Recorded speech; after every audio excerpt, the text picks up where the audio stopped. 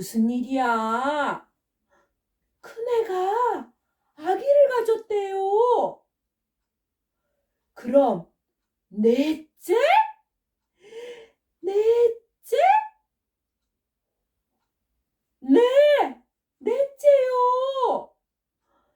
양육비도 많이 들고 키우기도 힘들 텐데 지금 믿음이, 소망이, 사랑이 키우기도 힘들잖아요. 그래서 축하하고 축복한다는 말을 해주지 못했어요. 에구, 시어머니라는 사람이 그러면 어떻게 해? 축복한다고 말해줬어야지. 어떻게 해요? 우리 큰애 집으로 축하한다고 축복한다고 말해주러 갑시다. 네, 알겠어요. 여보, 같이 가요.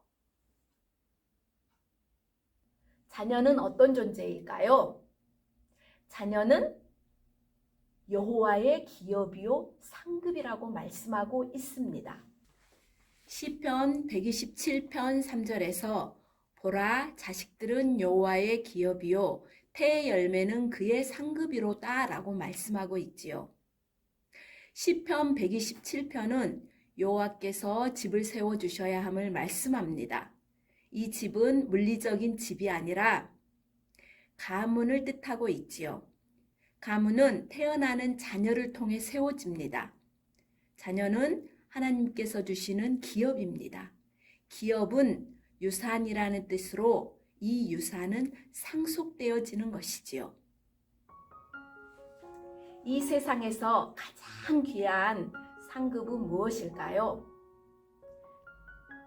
상은 받는 사람이 주라고 해서 받는 것이 아니라 주는 사람이 주고 싶은 사람에게 주는 것이지요. 자녀는 하나님이 우리에게 은혜로 주십니다. 세상에 많은 것들은 돈으로 살 수 있고 대가를 치르고 얻을 수 있지만 자녀는 그렇지 않습니다. 라헬이 아들이 없자 레아를 시기하여서 야곱에게 나에게 자식을 낳게 하라. 그렇지 아니하면 내가 죽겠노라고 말을 할 때 그때 야곱은 라헬에게 내가 하나님을 대신할 수 있느냐고 성을 내지요. 자녀는 하나님이 주시는 최고의 기업이며 상급입니다. 그런데 요즘은 자녀 교육비, 양육의 어려움, 출산의 고통 등을 이유로 자녀를 원하지 않는 세상에 우리가 살고 있습니다. 우리나라 합계 출산율이 2019년도에 0.92명입니다. 영유아기 자녀를 양육하고 있는 주 양육자의 소원을 들어보면 너무나 소박합니다. 편하게 밥 한 번만 먹어봤으면, 편하게 잠 한 번만 자봤으면, 온전하게 예배 드려봤으면입니다. 그런데 우리가 기억할 것이 있습니다. 자녀가 여호와의 기업입니다. 하나님께서 나에게 맡겨주신 기업입니다. 우리는 하나님의 동력자입니다. 부모된 나는, 부모된 우리는 하나님의 동력자입니다. 그러면 하나님께서 맡겨주신 이 기업을 우리는 무엇으로 양육해야 될까요? 아기는 엄마 젖, 이유식, 밥을 먹고 자랍니다. 그런데 밥만 먹는다고 해서 튼튼하게 자랄 수 있을까요? 그렇지 않지요. 우리의 아이는 하나님의 사랑과 엄마 아빠의 사랑과 이 아이를 아는 주변의 많은 사람들의 사랑을 통하여서 자랍니다. 영유아기 때는 아이를 많이 안아주고 만져주어야 됩니다. 피부를 제2의 뇌라고 합니다. 태 안에 있을 때 피부는 뇌와 같은 외배엽에서 형성됩니다. 많이 안아주고 만져주면 우리 아이 뇌가 발달되고 심리적으로 안정이 됩니다. 또한 바라봐주고 응답해 주어야 합니다. 아이가 옹알이 할 때 엄마는 같이 우리 아이 눈을 맞추면서 그 옹알이에 대답해 주어야 되지요. 또한 아이가 응앵 하고 울 때 이 아이는 말을 하는 것입니다. 엄마가 아빠가 일관적으로 우리 아이 울음에 우리 아이 말하는 것에 반응해 주어야 되는 것이죠. 그리고 우리 아이를 웃는 얼굴로 대해 주십시오. 우리 아이는 엄마 아빠가 웃는 얼굴로 대하면 내가 엄마로부터 아빠로부터 사랑받는다고 느낍니다. 사랑받으면 엄마와 아빠와 주 양육자와 신뢰가 쌓입니다. 이 신뢰는 하나님을 향한 믿음으로 연결이 되어집니다. 영아기 아기는 부모님의 사랑을 통해 하나님의 사랑을 배웁니다. 아이는 사랑받는 만큼 또한 세상을 사랑합니다. 아이도 세상이 두렵습니다. 내가 어려움을 느껴서 울었는데 말을 했는데 아무도 도와주지 않으면 이 아이는 세상은 정말 힘든 곳이라고 생각합니다. 그러나 필요를 채워줬을 때 세상은 살만하구나 라고 생각합니다. 영유아기 때 받은 그 사랑으로 이 아이는 평생 살아갈 힘을 얻는 것이지요. 그럼 자녀를 어떻게 사랑해야 될까요? 첫 번째, 말씀 안에서 사랑해야 합니다. 첫 번째 교사이며 최고의 교사인 부모가 하나님의 말씀으로 사랑해야 됩니다. 우리의 교재는 오직 하나님의 말씀입니다. 부모의 욕심에 의해서 사랑하면 아이도 다 압니다. 아이가 부담스러워합니다. 부담스러우면 아이는 부모로부터 도망갑니다. 두 번째로 조건 없는 사랑이어야 합니다.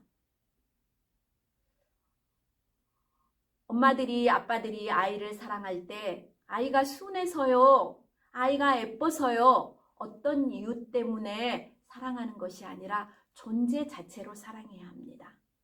하나님도 우리를 존재 자체로 사랑하고 계시기 때문이죠. 아이가 잘못했을 때 너 때문에 못 살겠어. 너는 왜 이렇게 힘든 일만 하니? 너는 왜 이렇게 엄마를 힘들게 하니? 라고 말을 하면 아이는 깊은 상처를 얻습니다. 나는 엄마를, 아빠를 힘들게 하는 사람이구나 라고 생각합니다. 그리고 이 아이 때는 자존감이 바닥이어서 회복하기가 너무나 어렵습니다. 혹시 아이가 동생을 때리거나 또한 엄마가 볼 때 실수하거나 엄마가 볼 때 어려운 일을 할 때 그 사실만 가지고 말을 해야 됩니다. 동생을 때리면 안 돼. 이렇게 말입니다. 세 번째, 사랑을 아이가 느껴야 합니다. 엄마 아빠는 많은 사랑을 해주는데 아이가 엄마 아빠가 나를 사랑한다고 느끼지 아니하면 그 사랑이 어떠한 의미가 있겠습니까? 말씀 안에서 사랑하고 조건 없이 사랑하면 이 아이는 엄마 아빠의 사랑을 느끼겠지요. 부부관계도 마찬가지입니다. 나는 너를 사랑해 라고 하는데 아내가 남편이 배우자의 사랑을 못 느낀다면 그것은 문제가 있겠지요. 내가 어떠한 사랑을 주고 있는지 뒤돌아봐야 되겠지요. 그래서 사랑은 표현을 하되 상대방이 알 수 있도록 상대방이 원하는 사랑을 해주어야 합니다. 그리고 이 사랑이 채워지지 아니하면 아이는 마음에 상처를 입습니다. 그리고 채워지지 않는 사랑은 어른이 되어서 중독으로 나타날 수도 있습니다. 우리 아이는 하나님께서 우리 가정에 주신 기업이요, 상급이요, 선물이요, 축복입니다. 천국까지 동행하는 기업이 되실 수 있도록 하나님 말씀 안에서 양육하시기를 부탁드립니다. 자녀는 하나님의 선물입니다. 자녀는 하나님의 상급입니다. 오늘도 가르칠 수 있는 믿음 주소서.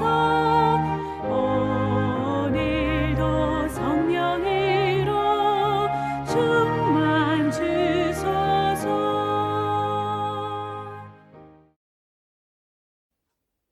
엄마, 아빠랑 함께 말씀을 적용해요.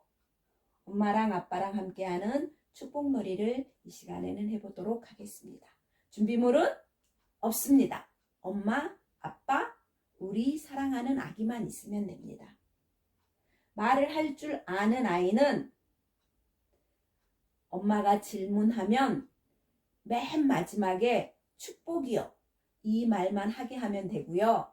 말을 할 줄 모르는 아기는 엄마 아빠가 다 해주시고 아기는 듣기만 하면 됩니다. 엄마가 쭈까쭈까쭈까쭈까 마사지 하면서 해주셔도 되고요. 아무 때나 해주시면 됩니다.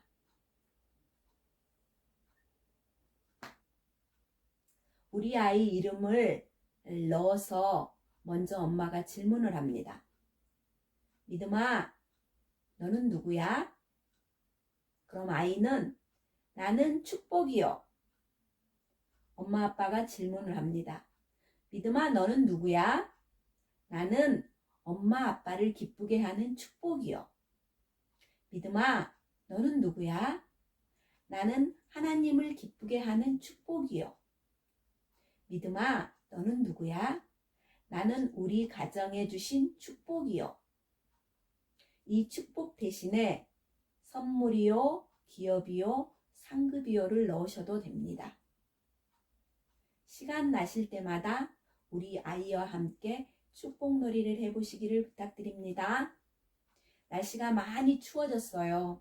한 주도 건강하게 지내시고 다음 주일에 기쁨으로 만나요. 샬롬.